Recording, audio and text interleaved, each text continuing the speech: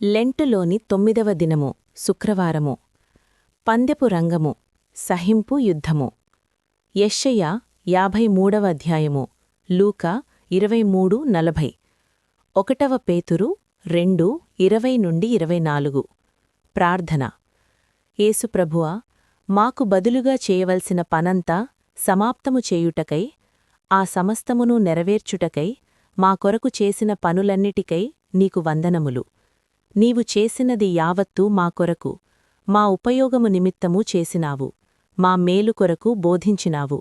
మా ఉపకారము కొరకు చేసినావు. మా కొరకు శ్రమపడినావు. మా కొరకు కోర్టుకు వెళ్ళినావు. మా కొరకు సిలువ మోసినావు. మా కొరకు గాయపరచబడినావు గనుక నీకు వందనములు. ఆమేన్. ప్రసంగవాక్యము. మార్కు 14:53-57. యోహాను 2:19. నేటి ప్రసంగవాక్యము. నా శరీరమనే దేవాలయమును పడగొట్టుడి. ఈ మాటలో యేసుప్రభువు యూదునతో పందెము వేసినట్టు కనబడుచున్నది. ఏది? పడగొట్టి చూడండి, అప్పుడే మీకు తెలుస్తుంది. నాకు గెలుపో లేక మీకు గెలుపో? పడగొట్టే మీకు గెలుపు వస్తుందో, పడగొట్టబడిన నాకు గెలుపు వస్తుందో మీరే తెలుసుకుంటారు. ఇది పందెపు రంగమందు తెలుసుకుంటారు. ఇది పందెపు రంగమందు పందెము వేసే యోధుని కూటము వలె ఉన్నది. యేసుప్రభువు యూదులతో పందెము వేసినట్టు ఈ వచనములో మొదటి భాగమందు కనబడుచున్నది. గాని ఒక్క యూదుల మీదనే పందెము వేయలేదుగాని ఇంకా కొంతమంది మీద, ఇంకా కొన్నిటిమీద పందెము వేసెను. వేటిమీద వేసెను?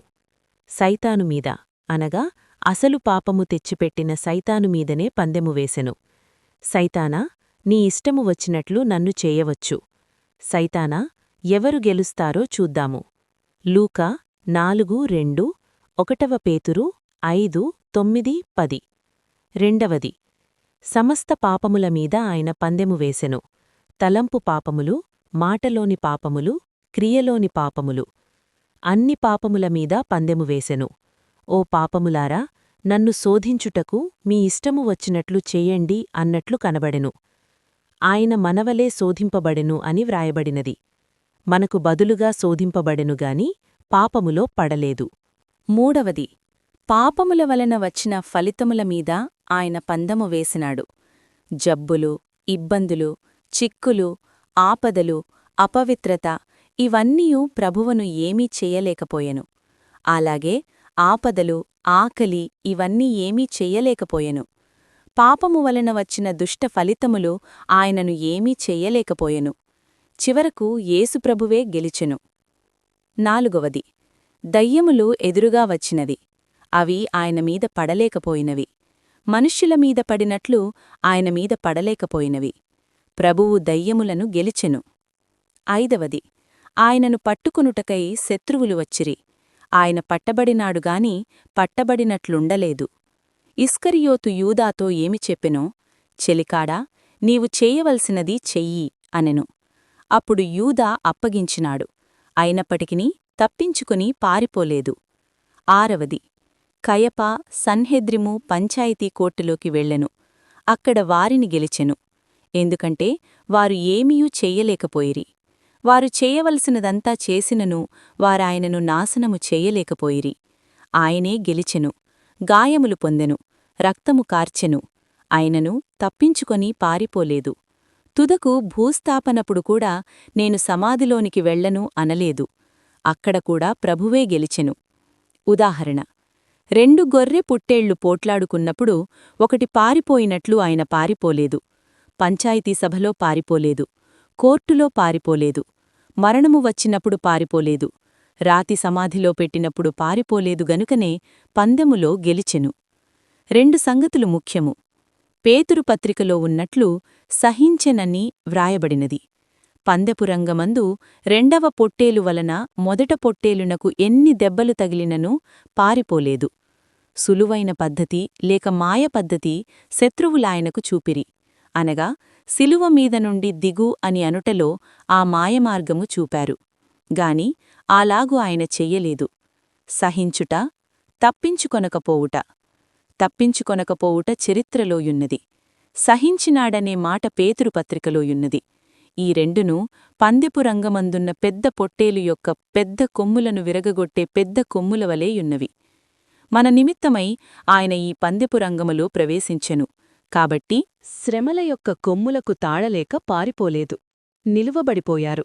అందుచేత ఆయనకు సైతాను వల్ల, దయ్యముల వల్ల, పాపముల వల్ల శ్రమలు వచ్చినా, వ్యాధులు వచ్చినను, అవమానములు వచ్చినను, మరణావస్థ కలిగినను యేసుప్రభువు సహించినట్లు మనమును సహించితే మనకే గెలుపు. మన సహింపు యేసుప్రభువు మీద ఆధారపడితే జయముగాని, స్వశక్తి మీదనైన ఎడల అపజయము. ఆయన శ్రమ చూచి మన శ్రమ సహించవలెను, ఆయన మరణము చూచి మన మరణము సహించవలెను. ఈ ప్రకారము ఆయన శ్రమలన్నిటినీ, మరణ చరిత్రను, భూస్థాపన చరిత్రను చూచి మనము అన్నిటినీ గెలవగలము. ఆయన గెలుపు వల్ల మనకు గెలుపు, ఆయన కీర్తి వల్ల మనకు కీర్తి. ఆయన గెలిచినట్లు మనము కూడా పందెము వేసి గెలవవలెను. మనకు శ్రమ కలిగినప్పుడు చింతించుట వల్ల ఏమి లాభము? ఆఖరికాలము గనుక శ్రమలింకా వచ్చును. 33.5 సంవత్సరముల వరకు ప్రభువుకు శ్రమ వెనుక శ్రమ. అయితే మంచి శుక్రవారము అవి అన్నీ కలిపిన దానికంటే ఎక్కువ శ్రమ. ఎందుకంటే అవి ఆయనను చంపలేదు గాని ఆఖరు శ్రమ ఆయనను చంపెను. అలాగే సంఘమునకు శ్రమలు కూడా ఎక్కువే, భక్తుల మీదికి వచ్చినవి కూడా ఎక్కువే. భక్తులలో ఒక్కొక్కరికి వచ్చే శ్రమల కంటే సంఘము మీదికి వచ్చే శ్రమలు ఎక్కువే. సంఘము, భక్తులు వీరికి మాత్రమేగాక క్రీస్తు పేరు ధరించుకొన్న వారందరికీ శ్రమలే. వారు భక్తులు గాకున్నను శ్రమలే. వారికే కాదు, వారి అభిమానులకు కూడా ఎక్కువ శ్రమలే. క్రైస్తవులు లేక భక్తులు పక్షముగా ఉన్నందువల్ల, అలాగే ప్రభువు పక్షముగా ఉన్నందువల్ల శ్రమలే. ఎక్కువైన శ్రమలని భయపడవద్దు. యేసుప్రభువు తొట్టిలో నుంచి శ్రమలకు ఎదురెక్కెను. ఐగుప్తులో నుండి పాలస్తీనా దేశమునకును, అక్కడ నుండి శిలువపైకి ఎక్కి వెళ్ళిపోవలెను. గనుక మనము భయపడకూడదు. జంకుట మన పని కాదు గాని యుద్ధరంగమునందు మనము స్థిరముగా నిలువబడవలను. ఒక్క ప్రక్కకు ఒరిగితే మనకు జయము రాదు. శ్రమ అయినా సరే, మరణమైనా సరే యుద్ధరంగమునందుంటే ఏ భయమూ లేదు. 2000 సంవత్సరముల క్రిందట పందెపు రంగమందు గెలిచిన మన ప్రభువు మన ప్రక్క ఉన్నాడు. గనుక అపజయము రాదు. మన తెలివితక్కువ వల్లనో లేక భీతి వల్లనో తప్పించుకోగోరితిమా, ఆయన ఉన్నా మనకు అపజయమే. భయపడినా, దిగులుపడినా మనకే అపజయము. జయశాలి అయిన ప్రభువు నా ప్రక్క ఉన్నాడుగదా అంటే ఏమీ భయము ఏదు. యోబును గూర్చి సైతాను దేవునితో వాదించాడు. దేవుడు సెలవియ్యగా యోబును శోధించెను. గాని యోబు దేవుడిచ్చెను, దేవుడే తీసికొనెను అని అన్నాడు. అందువల్ల అపవాది సిగ్గుపడి పారిపోయెను. అలాగే మనకునూ కలుగును. ఎన్ని కష్టాలు వచ్చినా మనము సైతానుకు లొంగకపోతే వాడు పారిపోవును. ఇక ఎన్నడునూ మన యొద్దకు రాడు. కాబట్టి మంచి శుక్రవారమునందుగల పందెపు రంగమందు మనము ఎక్కువగా సహించవలెను. అప్పుడు గెలుపు కలుగును. యేసుప్రభువు శిలువమీద ఎక్కువ బాధ సహించినప్పుడు ఎవరిని తలంచినాడని మీరనుకుంటున్నారు? తల్లిని, శిష్యుని తలంచుకున్నాడనుకున్నారా? నిజమేగాని ఆయన వర్తమానము వినుచున్న నిన్ను ఆయన 2000 సంవత్సరముల క్రిందటనే తలంచుకున్నాడు.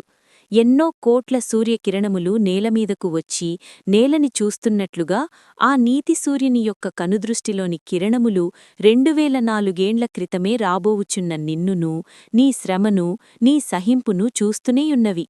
అది మీరు నమ్మరు. శిష్యుండి నేరస్తుడినే ఆయన జ్ఞాపకము తెచ్చుకొనెను అని అనుకుంటున్నారా? సంగమనే దేవాలయమును పడగొట్టండి, చూస్తాను అంటున్నారాయన. నా భక్తుడు ఒక అడవిలో ఉన్నాడు, ఆయనను పడగొట్టు అంటున్నారు. సంఘము పడిపోయినట్లు కనబడవచ్చుగాని పడిపోదు. అలాగే భక్తులు పడిపోయినట్లు కనబడవచ్చుగాని పడిపోరు. కాబట్టి సంఘమా, సంఘములోనున్న శ్రమానుభవ శరీరశ్రమను పొందుము, సహించుము, గాని పడవద్దు. అదే మంచి శుక్రవారం యొక్క మంచివార్త. పడవద్దు. ఈ మంచివార్త విని ఏడవవద్దుగాని సంతోషించండి. అట్టి దీవిన ప్రభువు మీకు దయచేయునుగాక. ఆమేన్.